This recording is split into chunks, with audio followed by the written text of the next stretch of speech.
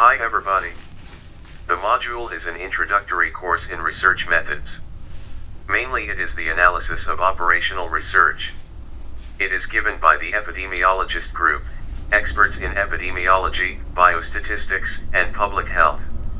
The epidemiologist group aims to increase the skill of young researchers to change the public's health through scientifically proven operational research. The module is entitled The Role of a Confounder on a Research Outcome. It is useful to understand well and avoid it during the design, consider for confounder during data collection and understand well to suppress its effect. This video has come with the following objective, considering at the end of the session, the audience would define well what a confounder is, would know well the criteria a confounder has. The audience would understand well what makes a third variable a confounder, differentiate between a confounder and a mediator, and know the three forms. A confounder is a variable other than the postulated exposure and outcome that distorts the analysis. In general, in the analytic study, a researcher wants to see the effect of exposure on the outcome variable.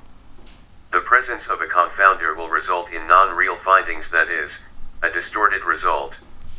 What is at the back of a confounder? A confounder is a third variable that is a determinant, possible cause, of the outcome variable unequally mixed with the exposure during analysis.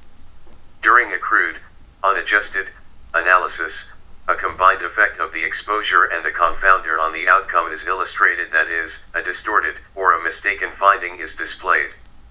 A confounder effect is seen when a confounder is unequally distributed among the exposed and non-exposed study subjects. However, if the confounder variable is equally distributed among the two groups, the confounding effect will be zero.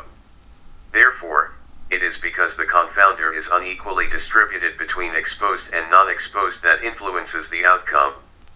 There are three key principles, rules, for a third variable to consider as a confounder. The confounding variable should be 1, causally, please underline causally, associated with the outcome variable, and 2, should be causally or non-causally associated with the exposure, but 3, it should not be an intermediate variable in the causal pathway between the exposure and the outcome. Association of the confounder with just one of the two variables is not enough to produce a spurious result. We have to take from here that all known determinants of the outcome variables are potential confounders. If a known determinant exists, we should be cautious of its distribution between the exposed and non-exposed ones. When it is unevenly distributed by exposure, a confounder can produce a non-causal association between a given exposure and an outcome. The effect could strengthen, in large N, the association that may not have a direct causal effect.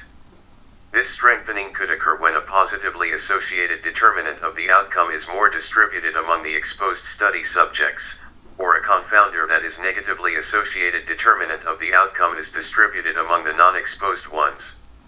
The opposite distribution of the confounder, as in the above scenarios, could weaken a true causal association. Therefore, the effect of a confounder could bring in a strengthening or weakening of the association. A confounder is a threat to observational studies but has less threat to randomized experimental studies. This non-threatening effect for randomized interventional designs is randomized experimental studies, random selection, or allocation of the samples, and equal distribution of the known and unknown confounders between subsamples results in no effect to distort the finding. There are three types of confounders. 1. Positive confounding. When the confounding effect results in an overestimation of the effect, that is, the crude estimate is further away from 1.0 than it would be if confounding were not present. 2. Negative confounding. It is when the confounding effect results in an underestimation of the effect, that is, the crude estimate is closer to 1.0 than it would be if confounding were not present. And 3. Qualitative confounding, when the confounding effect result is changing the direction of the effect, that is, the crude estimate would be opposite in direction than it would be if confounding were not present. Mediator and confounding. Not every factor associated with both the exposure and the disease is a confounding variable. It could be a mediating variable. A mediator is also associated with both the dependent variables but is part of the causal chain between the independent and dependent variables.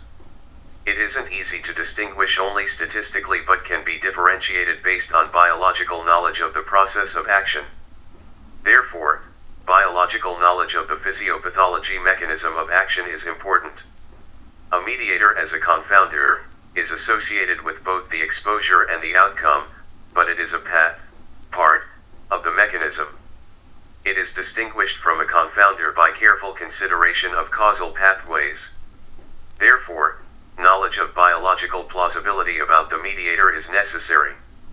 For example, cigarette smoking may be associated with atherosclerosis in the presence of a high level of fibrinogen but not in the lower level, fulfilling criteria for a confounder.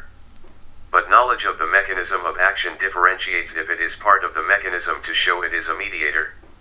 Interaction, effect modification, is when two or more factors act together to cause, prevent, or control the disease. The effect of two or more causes acting together is often greater than expected based on the summing or multiplicating of the individual effects. Finally, this slide describes how to prevent a confounder. A confounder can be prevented at a design level and on the analysis. Knowledge of the confounderness of a variable is needed to prevent a confounder at the design level, except for randomization, which prevents known and unknown confounders. The prevention using stratified analysis can prevent only one confounder at a time. However, the multivariable analysis and propensity score are better hinders of confounding effect, but only if the possible confounders are included in the analysis. Randomization is the best for prevention at the design level, and multivariable analysis and propensity score at the analysis. Therefore, collecting data of all possible confounders, or all determinants of the outcome variable, is essential to prevent during the analysis. Note that we are new to the YouTube field. As new users, we are not immune from making silly mistakes. Although we know we will improve our duties in the future, please encourage us by providing your valuable comments on both the content and the interface. Please encourage us also by clicking the like and the subscribe buttons.